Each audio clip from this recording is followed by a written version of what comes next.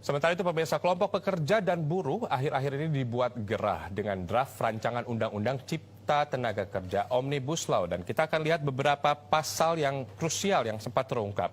Ya, industri padat karya tidak perlu memenuhi upah minimum provinsi.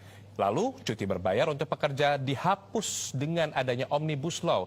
Tadinya, pekerja berhak untuk mendapatkan cuti khusus untuk menikah 3 hari dan menghitankan atau menikahkan anak 2 hari, kemudian istri cuti melahirkan atau keguguran, dan cuti anggota keluarga meninggal selama 2 hari. Kemudian kita lihat untuk pekerja asing dan outsourcing. Pekerja asing dibebaskan dari syarat dan izin kerja. Pekerja asing boleh menjabat sebagai dewan direksi dan komisaris, staf diplomatik dan konsuler, peneliti dan juga insinyur.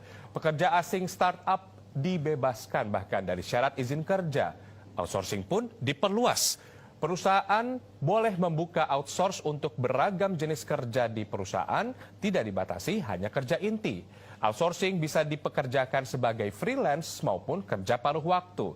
Yang diamandemen ada beberapa pasal 42, 66, 93, 159 dan seterusnya. Kemudian pemirsa, selanjutnya adalah soal pesangon.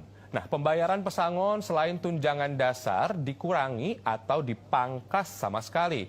Penghitungan tunjangan dasarnya tidak berubah. Penghitungan pembayaran pesangon, kemudian uang penghargaan masa kerja dan uang penggantian hak seperti cuti tahunan yang belum diambil, biaya ongkos pulang, penggantian perumahan, pengobatan, tadinya dibedakan berdasarkan alasan PHK-nya.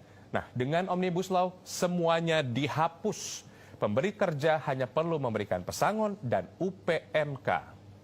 Selanjutnya kita lihat pemirsa soal PHK. Nah, hak pekerja untuk mengajukan gugatan jika di PHK sepihak dihapus. Gantinya ditambahkan asuransi untuk pekerja yang di PHK dan dikelola BPJS selama pekerja membayar premi BPJS-nya. Hak pekerjanya di PHK untuk mendapat upah senilai 8 bulan jika bekerja 21 tahun dan upah 10 bulan bila bekerja 24 tahun dihapus. Gantinya akan ada uang pemanis. Bonus senilai upah 1 bulan bila di PHK kerja kurang dari 3 tahun senilai 2 bulan. Kemudian bila bekerja 3-6 tahun senilai 3 bulan dan bila kerja 6-9 tahun senilai 4 bulan. Bila bekerja 9-12 tahun senilai 5 bulan bila kerja lebih dari 12 tahun. Dan bonus ini hanya berlaku bagi pengusaha, bagi usaha menengah dan juga besar tidak termasuk UMK. Silakan.